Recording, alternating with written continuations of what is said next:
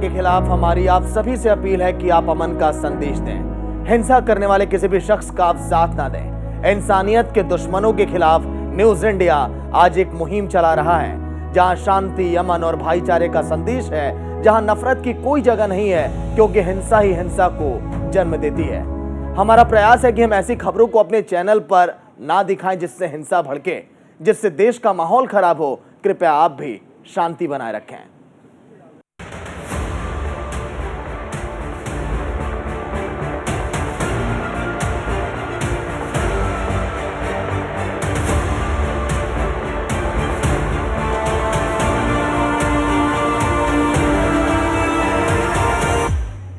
नमस्कार, news India आप देख रहे हैं, मैं आपके साथ सागर मिश्रा। एक बड़ी खबर आ रही है पश्चिम बंगाल से, जहां पर हावड़ा में आज लगातार दूसरे दिन भी हिंसा भड़की है।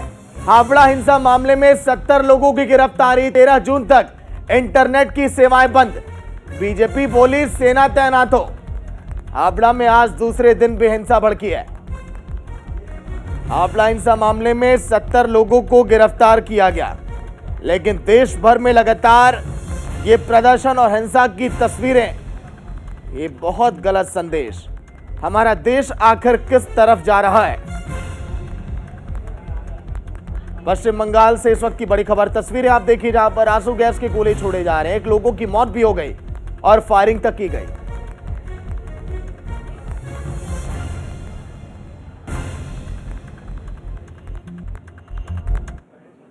तो चलिए, चक्रपाणी जी महाराज जुड़ गए हिंदू महासभा से। बहुत बहुत स्वागत है चक्रपाणी जी न्यूज इंडिया पर।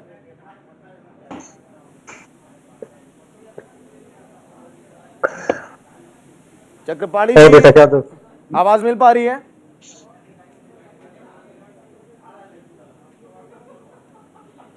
चलिए ठीक है, लौट कर आऊंगा। तस्वीरें आप देखिए, जिस तरह से हिंसा की तस्वीरें हम दिखा रहे हैं। देश के 15 ऐसे राज्य जहां पर कल दिन भर इसी तरह से जमकर दंगा, उत्पात, हिंसा।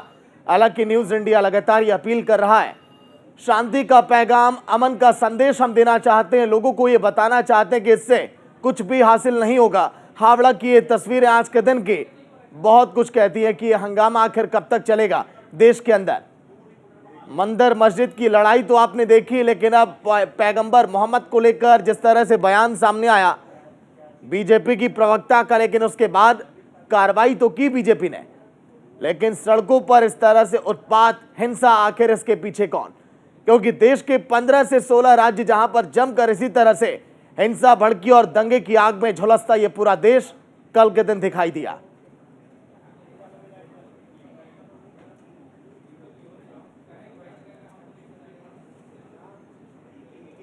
तो न्यूज इंडिया लगातार शांति की अपील कर रहा है। ग्राफिक्स के जरिए भी आपको दिखाते हैं कि आखिर ये हिंसा कैसे भड़की और इसके पीछे वजह क्या, और कौन कौन से ऐसे राज्य जो अभी इस दंगे की जद में। देखिए आप, देखिए देश के विरुद्ध किसने आखिर ये युद्ध छेड़ा है। नुपुर शर्मा, जिन्होंने बयान दिया जमकर पत्थरबाजी।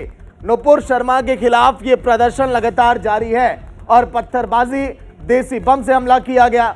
14 राज्यों में उपद्रव, पथराव और आगजनी लगातार की जा रही है। अभी भी हालात यही है पश्चिम बंगाल में, जहां पर 70 से ज्यादा लोगों की गिरफ्तारी हो गई। वहीं अगर बात करें, देखिए झारखंड में 2 लोगों की मौत हो गई, 1 लोग वहां पर घायल अभी बताया जा रहा है। लेकिन हिंसा को लेकर सीएम योगी जिस तरह से सख्त है, ये भी आपको दिखा देते हैं। पथराव करने वालों के खिलाफ सख्त कार्रवाई की जाएगी। बुलडोजर भी वहां पर चलाया जा रहा है। सभी जिलों से रिपोर्ट अब मांगी गई है। जिन जिन जगहों पर दंगा हुआ, ये हिंसा भड़की, उन जिलों से रिपोर्ट अब मांगी गई। साथ ही सभी जिलों से रिपोर्ट मांगने के बाद उन पर कार्रवाई भी की जाएगी। पथराव करने वालों के खिलाफ जिन लोगों ने ये षड्यंत्र रचा, उन पर भी कार्रवाई होगी। लेकिन सभी जिलों से रिपोर्ट मांगने के बाद पूरा बाकायदा लिस्ट तैयार की जाएगी और ये भी बताया जाएगा कि आखिर इन लोग क्यों दंगों को इन लोगों ने अंजाम दिया। मैप के जरिए अब आप देखिए कि आखिर दंगे कहां कहां पर। जम्मू कश्मीर, पंजाब, फिर उसके बाद दिल्ली, उत्तर प्रदेश, गुजरात, फिर वहीं पर देखिए महाराष्ट्र, मध्य प्रदेश, फिर उसके बाद 16 ऐसे राज्य जहां पर यह हिंसा भड़की है। जम्मू कश्मीर को आपने देखा, पंजाब में आपने देखा, दिल्ली में आपने देखा जामा मस्जिद के बाहर, यूपी में आपने देखा, सहारनपुर की हम बात करें या फिर हम लखनऊ की हम बात करें, या फिर हम बात करें कानपुर की, या फिर हम बात करें प्रयागराज की, जहां पर जमकर ये दंगे हुए। वहीं राज्यों के गृह मंत्रालय की तरफ से भी एडवाइजरी ये जारी की गई है। ये कहा गया है कि जो भी हिंसा भड़काएगा उस पर सख्त कार्रवाई की जाए। लेकिन निर्देश के बाद विवादित पोस्ट डालने वालों के खिलाफ कड़ी कानूनी कार्रवाई हो। लोग सतर्क रहें। राज्य और केंद्र शासित प्रदेशों में भी ये एडवाइजरी अब जारी की गई है। संवेदनशील इलाकों पर पूरी तरह से नजर है, सीमाओं पर भी नजर बनाए रखी जाए, ये भी कहा जा रहा है। लेकिन हिंसा और भड़काऊ बयान आखिर ये कब तक? लेकिन शांति बनाए रखें, लगातार न्यूज इंडिया अपील कर रहा है, क्योंकि अमन का पैगाम हम भेजना चाहते हैं आप सभी तक, जो लोग लगातार इस दंगों में शामिल हो रहे हैं, क्योंकि इस हिंसा से कुछ भी हासिल नहीं होने वाला। चक्रपाणी जी महाराज हिंदू महासभा से लाइव जुड़े हैं। चक्रपाणी जी, स्वागत है न्यूज इंडिया में। जी धन्यवाद सागर जी। चक्रपाणी महाराज जी, हम अमन का पैगाम भेजना चाहते हैं। देखिए, आज कोई डिबेट नहीं है हमारा ये, लेकिन जिस तरह से पूरे देश भर में हिंसा भड़की है, जिस तरह से दंगे लगातार हो रहे हैं, देश हमारा किस तरफ जा रहा है, बड़ा चिंता का विषय है। बिल्कुल सागर जी, ये बड़ा दुर्भाग्यपूर्ण है जो दिखाई दे रहा है, किस प्रकार से पुलिस वालों पे ईंटे पत्थर चलाए जा रहे हैं। हर जगह लोग नमाज के बाद जिस प्रकार से उपद्रव हो रहा है, बड़ा दुर्भाग्यपूर्ण है। मैं सबसे अपील करना चाहता हूं, और हिंदुओं से भी, सनातनियों से भी, वो तो खैर मर्यादा में है ही है, लेकिन फिर भी किसी भी प्रकार से जो भड़काऊ पोस्ट है उसको न किया जाए, उसको आगे न बढ़ाया जाए। जो उपद्रवी लोग हैं उनकी पहचान की जाए, और उसको उस कानून और शासन प्रशासन को सहयोग किया जाए उसमें, क्योंकि ये देश अपना है, ये देश हम सबका है, सबको मिल करके करना है। लेकिन मुट्ठी भर कुछ उपद्रवी है, कुछ जिहादी मानसिकता के लोग हैं, जो ये चाहते हैं पाकिस्तान के इशारे पे और अन्य इस्लामिक जो कंट्री है, जो देश को चाहता है कि दहलाए, जो देश में चाहता है कि अशांति फैले, देश की विकास रुके, तो कहीं ना कहीं एक अंतर्राष्ट्रीय स्तर पे साजिश है, जो देश में पीएफआई अन्य माध्यमों से वो चाहते हैं कि यहाँ पे अशांति फैले। तो इसके हम लोग इस साजिश को समझे, और समझते हुए हम शांति बनाए रखें, कानून का सम्मान करें हम, और किसी भी को भी हताहत न होने दे, चाहे वो हिंदू हो, मुसलमान हो या कोई भी हो, सबका, क्योंकि सब इस देश के नागरिक हैं। हमारी वैचारिक मतभेद हो सकती है सागर जी, किसी से भी, लेकिन हम इस स्तर पे न पहुंचे कि कल के डेट में अपना मुंह दिखाने लायक भी न रहे। तो मेरा यही मानना है कि अपने वैचारिक मतभेद जो भी अगर जो होगा, हम उसको अपने मर्यादा में रह के अभिव्यक्ति करेंगे, लेकिन इसका मतलब ये नहीं कि हम अपनी बंधुत्व की भावना भूल जाएं, हम अपनी रिश्ते भूल जाएं, हमारे उनके जो एक देशवासी के रूप में हमारी पहचान है उसको भूल जाए। ये सब पे लागू होता है। तो इसलिए सागर जी, मेरा बड़ा स्पष्ट मानना है कि हर व्यक्ति को अपने कानून का सम्मान करते हुए मर्यादा में रह के अपनी बात रखने का अधिकार है। और ये समय बहुत ही ज्वलनशील समय है, पूरे देश दुनिया की निगाहें भारत पे है। वो चाहते हैं कि भारत जो है अपनी इसका परिचय दे। जिस प्रकार से देश हमारा एक उत्थान और आगे बढ़ रहा था, कहीं ना कहीं उस गति को रोकने के लिए जरूरी है कि वो चाहती है देश के दुश्मन की देश में हिंदू मुस्लिम दंगे हो, इसको रोकना है, किसी भी तरीके से होने नहीं देना है। जो विदेशी आक्रांता है उनके मंसूबों को सफल नहीं होने देना है। तो यही मेरी बस कामना है, परमात्मा से भी यही हमारी सबसे कामना है कि इस तरह से न हो। चलिए, मोहम्मद तारिक अनवर जी भी जुड़ गए, मुस्लिम स्कॉलर। तारिक जी, स्वागत है न्यूज इंडिया में। जी तारिक जी, कोई हो हल्ला नहीं चाहिए आज के दिन, ना ये कोई डिबेट शो है ताकि टीआरपी बटोरी जाए। हमारा मकसद शांति का पैगाम भेजना है अपने अपने धर्मों के लोगों को, ताकि लोग समझ पाएं कि कितना नुकसान इस देश का हो रहा है। देखिए, बस यही हम कहते हैं कि नफरत बुरी है, ना पालो इसे, है जो दिलों में खालिश निकाल दो इसे, ना तेरा ना मेरा ना उसका, ये तो सबका वतन है, बचा लो इसे, बचा लो इसे। और यही संदेश तारिक जी हम सभी को देना चाहिए। किसी की इजाजत नहीं देती है। जी बोलिए। के साथ रहे, चैन के साथ रहे, मिसाल पेश करे दुनिया को कि हाँ हम मोहब्बत वाले हैं। बिल्कुल। और महाराज जी बैठे हुए हैं, मैं इनके सामने कह सकता हूँ ये कि इस्लाम जो फजूल पानी खर्च करने की इजाजत नहीं दे रही है, वो खून बहाने, दंगा फसाद कराने की इजाजत कैसे दे सकती है। तो इसलिए मैं अपने मुसलमान भाइयों से, हिंदुस्तानियों से एक अपील और एक जुर्रताना, हिम्मताना करता हूँ कि वो भाईचारगी बनाए रखे और आपस में हमेशा मोहब्बत का पैगाम दे। कोई जरूरी नहीं कि आप लाठी डंडों और तमाम तीर त्रिशूल से जाकर के आप अपने हुंकार को बढ़े, नहीं, आप अपनी मोहब्बत से भी अपनी बात को रख सकते हैं। चक्रपाणी जी, देखिए, बहुत सुलझी हुई बातें और समाधान की तरफ बातों को आप ले जाते हैं, और ये बहुत अच्छा लगता है। इसीलिए ये मैं आपसे सुनना चाहता हूं, जो हमारे देश के हुक्मरान हैं, जो भी नेता हैं, जो बड़े बड़े मंचों पर इस तरह की बयानबाजी करते हैं, उनको भी अपनी जुबान पर लगाम लगाना चाहिए, तब जाकर इस तरह के माहौल से हमें छुटकारा मिलेगा। चक्रपाणी महाराज जी। हाँ बिल्कुल, ये ठीक बात है। देखिए तारिक जी ने भी बहुत अच्छी तरीके से उन्होंने अपने लोगों के लिए संदेश दिया है, बहुत अच्छी बात है, ये जरूरी है। ये शासक संत समाज सागर जी ध्यान दीजिएगा कि शासक यानी कि जो सत्ता में बैठे हुए लोग हैं या विपक्ष में, उनका भी एक कर्तव्य है, संतों का भी कर्तव्य है, चाहे संत हो, कोई भी मौलवी हो, मौलाना हो या साधु हो, संत हो, पादरी हो, और दूसरी समाज, ये तीनों का दायित्व बनता है कि शासक संत समाज तीनों मिलकर के इस आग जो लग रही है उसको बुझाने का काम करे। ये देश हम सबका है। जब हमारा ये देश ही नहीं रहेगा तो फिर क्या रहेगा, है ना, वो कि आग लगा एक वृक्ष में जल रहे सारे पात, तुम पंछी उड़ते नहीं पंख तुम्हारे पास। तो उसने पंछी क्या कह रही है कि फल खाया इस वृक्ष का गंदे किन्हे पात, धर्म हमारा यही है जलमरे वृक्ष के साथ। तो आज इस देश को हमें बचाना है, हमें इस देश से हमें कहीं हम और नहीं जाने वाले, इसलिए हम दुख में सुख में यही रहेंगे। हमारी वैचारिक मतभेद 2 मिनट के लिए तारिक साहब से, सागर साहब से हो सकती है, उनकी मेरे से हो सकती है, लेकिन हम वो मर्यादा सीमाएं न लांगे जिससे हमारे देश का नुकसान हो, जिससे हमारे एकता का नुकसान हो, जिसके बंधुत्व की भावना को नुकसान हो। चलिए तारिक जी कुछ कहना चाहते हैं। तारिक जी देखिए, तारिक जी नुपुर शर्मा के बयान पर, तारिक जी वही सवाल ही मैं आपसे पूछ रहा हूँ, नुपुर शर्मा के बयान पर एक्शन लिया गया, हम लोग भी लगातार सवाल उठा रहे हैं। चक्रपाणी महाराज जी भी ये बात कह रहे हैं कि हाँ ऐसे नेताओं को बयानबाजी से बचना चाहिए, लेकिन आप भी ये बात एक्सेप्ट करिए कि हाँ जो चल रहा है देश में वो बेहतर नहीं है, हमारे मुस्लिम भाइयों को भी ये समझना चाहिए। देखिए मुसलमानों को बिल्कुल समझना चाहिए, और ये हमारे आस्था मोहब्बत हमारे हिंदुस्तान की बात है ना। हम अपने हिंदुस्तान को इस तरह बर्बाद होता नहीं देखेंगे और कभी नहीं देखेंगे। अपनी जानों को दे देंगे मगर अपने हिंदुस्तान को इस तरह बर्बाद होते नहीं देखेंगे।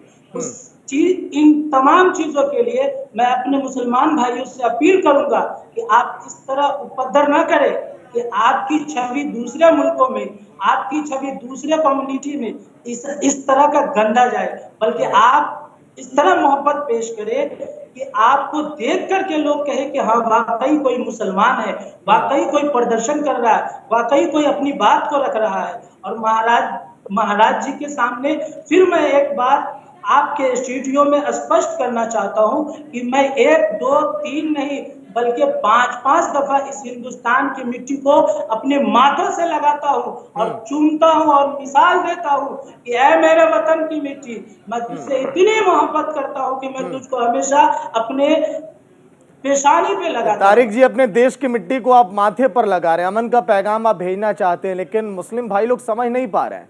मजहब नहीं सिखाता आपस में बैर रखना, लेकिन फिर भी ये बैर क्यों सर?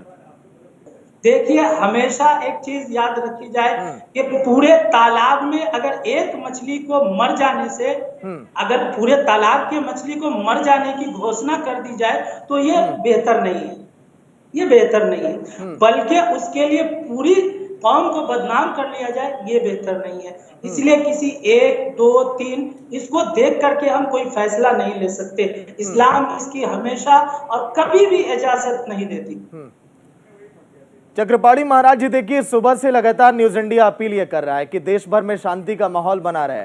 आप भी हमारे टीवी चैनल पर आकर यही कह रहे हैं कि हाँ अमन का पैगाम पहुंचे लोगों तक, हिंसा ना फैले तो बेहतर है, लेकिन अगर शांति ना हो तो फिर हमारी आपकी कोशिशें धरी की धरी रह जाएगी। देखिए पश्चिम बंगाल के अभी भी कई इलाकों में लगातार हालात बिगड़ रहे हैं। सागर जी देखिए, आपके जैसे एक वरिष्ठ पत्रकार का जब ये चीजें आह्वान है और आपके आह्वान पे हम भी यहाँ बैठे हुए हैं और तारिक साहब भी बैठे हुए हैं, सभी लोग जब अपील कर रहे हैं तो स्वाभाविक रूप से हो जाता है कि वो तबका समझेगा और जिम्मेदार होगा।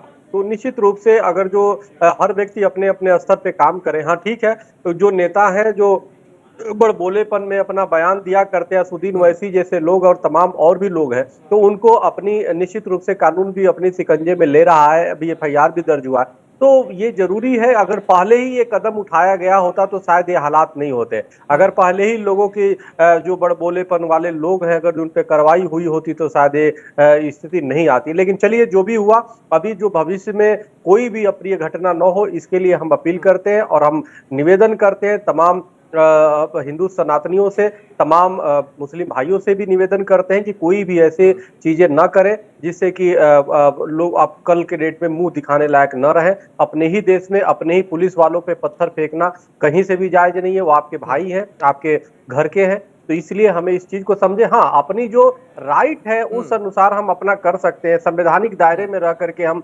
कोई कार्य कर सकते हैं, कोई अपनी मांग रख सकते हैं, लेकिन असंवैधानिक तरीके से मीटर पत्थर मारे, हम घर के घर जला दें, मंदिर जला दें, मंदिर पे वो कर दे या किसी मस्जिद में घुस जाए, तो ये बहुत दुर्भाग्यपूर्ण है। ऐसा बिल्कुल नहीं होना चाहिए और जो कर रहे हैं उनको अपने ही समाज से निष्कासित किया जाने की आवश्यकता है। चलिए, सहयोगी गौरव भी जुड़ गए, उनसे भी अपडेट हम लेंगे कि आखिर देश में जिस तरह से माहौल बना है क्या एक्शन लिया जा रहा है। लेकिन उसके पहले तारिक जी, एक सवाल आपसे है। नुपुर शर्मा के बयानों की निंदा हम कर रहे हैं, जमकर प्रदर्शन ये जारी है, लेकिन मुस्लिम संगठन के बड़े बड़े चेहरे जब कैमरे पर आकर ये कहते हैं कि नुपुर शर्मा का आप सिर कलम कर लाइए, 1 करोड़ रुपया इनाम मैं आपको दूंगा, आप फांसी की सजा दीजिए, आपको इनाम दिया जाएगा, क्या आपको ये सब जायज लगता है बयान? ठीक है सर, उतार लेने से किसी चीज का अगर संविधान हो जाता है, किसी चीज का हल निकल जाता है, तो क्या आप चाहते हैं कि नुपुर शर्मा का सर उतार लिया जाए? जनाब, ये हमारा हिंदुस्तान लोकतंत्र से चलता है। आप ये पैगाम नहीं दे सकते ना किसी को। आप ठीक है, मैं मानता हूँ ये आपकी अपनी पर्सनैलिटी और ये आपका पर्सनल विचार होगा कि आप जाइए नुपुर शर्मा का सर कलम कर लीजिए, महाराज जी को कुछ बोल दीजिए, जाइए सागर जी से कुछ कह लीजिए, ये कोई बात नहीं हुई। बात रखने का अपना संवैधानिक विचार होनी चाहिए, अपनी मोहब्बत का एक पैगाम होनी चाहिए। ठीक है, उसने गलत कह दिया ना, तो फिर उसको आप रद्द करिए, आप उसको कहिए। जब नुपुर शर्मा ने माफी मांग ही लिया है तो फिर इसमें सर उतार लेना, सर चढ़ा देना, ये कौन सी बात कर रहे हैं? हम नहीं चाहते कि ऐसी बात हो। हम चाहते हैं कि हमारा हिंदुस्तान अमन सुकून से रहे और हम लोग भी यहाँ आप ही की तरह विचार अगर सबके हो जाए तो फिर ये दंगे फसाद क्यों होंगे? तारिक जी बताइए। गौरव, ताजा अपडेट क्या कुछ है देश के अंदर? ठीक है तारिक जी, लौट कराऊंगा। गौरव जुड़े हुए लाइव में हमारे सहयोगी दिल्ली से। गौरव, लगातार देखिए गृह मंत्रालय की तरफ से अब बड़े बड़े कदम उठाए जा रहे हैं। यूपी में देखिए बुलडोजर चलना शुरू हो गया, लेकिन बुलडोजर वाली कार्रवाई, लोगों पर एक्शन लेना, क्या हिंसा पर लगाम का ये रास्ता सही है क्या गौरव? हाँ बिल्कुल, देखिए अगर बात करें कानपुर की, तो कानपुर में आज सुबह ही जो पूरे दंगे का मास्टरमाइंड कहा जाएगा, कानपुर में हाशिम के घर पे बुलडोजर चला है और एक बहुत बड़ा मैसेज उत्तर प्रदेश से सेट करने की कोशिश की जा रही है। और इस तरीके की जो कार्रवाई हमने देखा उत्तर प्रदेश में लगातार एक परंपरागत तरीके की ये कार्रवाई बन गई है बुलडोजर चलाने की, और उसी तरीके की तस्वीरें और देश के अलग अलग हिस्सों में आनी अभी बाकी रह गई हैं। क्योंकि आप देखिए, जब भी कोई बड़ा एक्शन होता है उत्तर प्रदेश में, उसके बाद तमाम ऐसे राज्य हैं वहां पर भी उन एक्शनों का रिएक्शन देखने को मिलता है। मध्य प्रदेश में भी हमने पीछे देखा था कि बुलडोजर चला के कार्रवाई की गई, लेकिन इस वक्त आपको बड़ी जानकारी ये दे दूं कि फिलहाल दिल्ली के अंदर कुछ ऐसे हिस्से हैं खास करके जो थोड़े संवेदनशील हैं। अगर मैं बात करूं सीलमपुरी, सीमापुरी, जहांगीरपुरी, शाहीन बाग, जामा मस्जिद, चांदनी चौक के हिस्सों में दिल्ली पुलिस ने बहुत स्पष्ट कह दिया है कि इन हिस्सों में कहीं भी किसी प्रकार का कोई कार्यक्रम ऑर्गेनाइज नहीं करना है। विदाउट दिल्ली पुलिस के परमिशन से कहीं भीड़ एकत्रित करके किसी प्रकार की कोई नारेबाजी नहीं की बर्दाश्त की जाएगी। इसके अलावा कल जामा मस्जिद पर जिस तरीके से पूरी घटना हुई, उस घटना के बाद से सबसे बड़ा सवाल यही खड़ा हो रहा था कि आखिर जब नमाज का समय रखा गया था, नमाज के लिए भीड़ एकत्रित हुई थी, तो फिर नमाज के बाद इस तरीके से फ्लैग मार्च क्यों किया गया? इसको भी जो वहां की अमन कमेटी के लोग हैं, पीस कमेटी के लोग हैं, दिल्ली पुलिस ने साफ तौर पर कहा है कि यूपी में DG law and order Prashant Kumar फिलहाल प्रेस कॉन्फ्रेंस कर रहे हैं, सुनाते हैं आपको। चुकी है और उनकी गिरफ्तारी बहुत तेजी से की जा रही है। अब तक 230 व्यक्तियों की गिरफ्तारी की जा चुकी है तथा लगातार हमारी टीमें पेट्रोलिंग में है। सिचुएशन अभी पूरी तरीके से नियंत्रण में है तथा शांतिपूर्ण है। इसके अतिरिक्त गंभीर धाराओं में एफआईआर पंजीकृत की गई है। दोषियों के विरुद्ध गैंगस्टर एक्ट के तहत कार्रवाई होगी तथा उनके संपत्ति के जब्तीकरण की भी कार्रवाई की जाएगी। इसके अतिरिक्त जो भी सार्वजनिक और निजी संपत्तियों को क्षति पहुंचाई गई है, उसकी क्षतिपूर्ति की वसूली भी न्यायिक प्रक्रिया को फॉलो करते हुए कराई जाएगी। सर, जिस तरह से ये कार्रवाई की बात हुई, लास्ट वीक जो हुआ था उसके बाद भी कार्रवाई की, बात करेंगे तो क्या है कि उपद्रवी में डर नहीं है और सोशल मीडिया पे इस तरह की जो पोस्ट हैं वो लगातार वायरल हो रही हैं, जिसमें भारत बांध या इस तरह की कल भी एक अभियुक्त पकड़ा गया था जिसके पास इस तरह का एलिमेंट कंटेंट मिला था सोशल मीडिया का। इस तरह की चीज़ें लोग सोशल मीडिया पे लिख रहे हैं, जिस पे कार्रवाइयाँ भी लगातार हो रही हैं। और जैसा कि मैंने बताया कि केवल चुनिंदा 2-3 जगहों पे ही इस तरह की घटनाएं हुई हैं और सभी जगह सबके सहयोग और सभी धर्मगुरुओं के प्रयास से और प्रशासन के प्रयास से स्थिति शांतिपूर्ण है। सर, प्रयागराज हिंसा में एक मुख्य अभियुक्त का नाम आ रहा है जो मास्टरमाइंड जिसको कहा जा रहा है जावेद अहमद।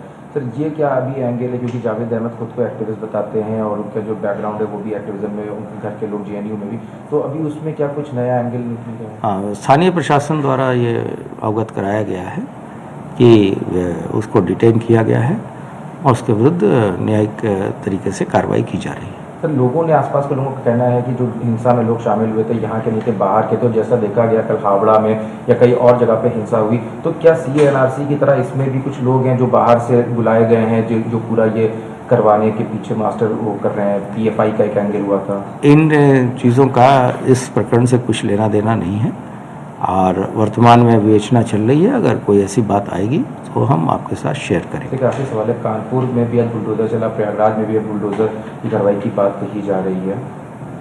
बुलडोजर के बारे में स्थानीय स्तर पे एक न्यायिक प्रक्रिया पूर्ण करने के बाद से अधिकारी डिसीजन लेते हैं और उस संबंध में कोई मुख्यालय से आदेश नहीं जाता है और ये बुलडोजर की कार्रवाई एक न्यायिक प्रक्रिया पूर्ण करने के बाद ही होती है और वही चीज़ें स्थानीय प्रशासन द्वारा कानपुर में की गई है। तो यूपी में लगातार कड़े कदम उठाए जा रहे हैं। जिस तरह से आपने प्रेस कॉन्फ्रेंस से सुनी, तो चलिए चक्रपाणी जी महाराज और तारिक अनवर फिलहाल लाइव बने हुए हैं। चक्रपाणी जी, देखिए जिस तरह से देश भर में हंगामा, हिंसा, ये लगातार हम देखते चले आ रहे हैं। सवाल हम यही कर रहे हैं कि आखिर इस तरह की बयानबाजी से क्या कुछ फायदा है? देखिए, अगर सांप के बिल में अगर आप हाथ डालेंगे तो सांप उतने ही गहरे जख्म देगा, ये हम सभी जानते हैं।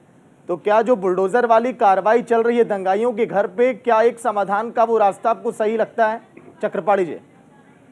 सागर जी, देखिए, कानून का राज जो होता है तो इसलिए होता है, सरकारें इसलिए होती है ताकि लोग कानून से डरे। कहीं भी जो सजा का कॉन्सेप्ट है तो इसीलिए है कि डरे। अगर अपराधियों से सरकार कोई भी डरने लगे तो स्वाभाविक है कि फिर अपराध जो है ऐसे ही बढ़ जाएगा। जहां पे सरकार ढुलमुल होती है तो वहां पे और अपराध और क्राइम बढ़ जाते हैं। तो स्वाभाविक रूप से देखिए, अगर तो 10 लोग पत्थर चला रहे तो पूरे इस्लाम नहीं चला रहा है। कुछ मुट्ठी भर लोग हैं जो इस तरह के लोगों को हवा दे रहे हैं और पूरे धर्म को बदनाम कर रहे हैं। तो कहीं ना कहीं ऐसे लोगों को अगर जब चिन्हित नहीं करेंगे तो उससे पूरा समाज ही बदनाम होगा। तो इसलिए और ऐसे लोगों से सावधान रहने भी चाहिए। तो इस समय जरूरी है मैसेज तो देना ही चाहिए। वक्त थोड़ा कम है, शांति के पैगाम पर 2 लाइनें आपकी तरफ से। निश्चित रूप से हर सभी लोग अपने अपने मर्यादा में रहे, सीमा में रहे और एक दूसरे का सहयोग करे, साथ दे। कोई तिलक लगाया इसलिए उसे घृणा करने की आवश्यकता नहीं, कोई टोपी लगाया या दाढ़ी है इसलिए नहीं, तो इस निगाह से न देखें। हम सब भारतीय हैं, सब हिंदुस्तान रहने वाला हिंदुस्तानी है। एक दूसरे के बंधुत्व की भावना रखे, एक दूसरे की सेवा करे। सब बेटी बहन है, सबका सम्मान करे, चाहे कोई बहन हो या कोई भाई हो, सब एक दूसरे का सहयोग करे। और हमें लगता है कि यही समय है एक दूसरे के हाथ में हाथ वो करके कंधे से कंधे मिलाकर चलने का। तो यही मेरी मंगल कामना है कि सभी लोग ठीक से रहे, कानून सम्मत तरीके से चले। तारिक जी, देखिए हमारे शहर में दंगे तो खूब हुए, लेकिन जब मैं ढूंढने निकला तो दंगे के निशान भी दिखे, लेकिन कोई दंगाई नहीं दिखा। इन लाइनों को मैं इसलिए बोल रहा हूं क्योंकि मुट्ठी भर की जो बात कर रहे हैं महाराज जी, वो मुट्ठी भर लोग एक धर्म विशेष को बदनाम कर रहे हैं। देखिए सर, सबसे पहली चीज मैं स्पष्ट कर दूं, महाराज जी ने कहा कि, और आपने ये कहा कि दंगाई नजर नहीं आते हैं। आप बताइए ना कि आप किसी चीज को भड़का करके क्या वहां रुकेंगे? क्या आपकी भी जान प्यारी है, हमारी भी जान प्यारी है, महाराज जी की भी जान प्यारी है, सबकी जान प्यारी है। और कोई नहीं चाहता कि भीड़ में पूरे उपद्रव मचाए और वहां खड़ा रहे, बल्कि सब अपने अपने काम को करते हैं और निकल जाते हैं। और बदनाम कौन होता है? मुसलमान। ठीक है तारिक जी, चक्रपाणी जी लौट कर आऊंगा, एक छोटे से ब्रेक पर जा रहा हूं। देखिए, ना गीता बुरी है, ना कुरान बुरा है, ना खुदा बुरा है, ना भगवान बुरा है, ना हिंदू बुरा है, ना मुसलमान बुरा है। तो आखिर बुरा कौन? बुरा वो जो मुट्ठी भर लोग हैं, उनकी सोच।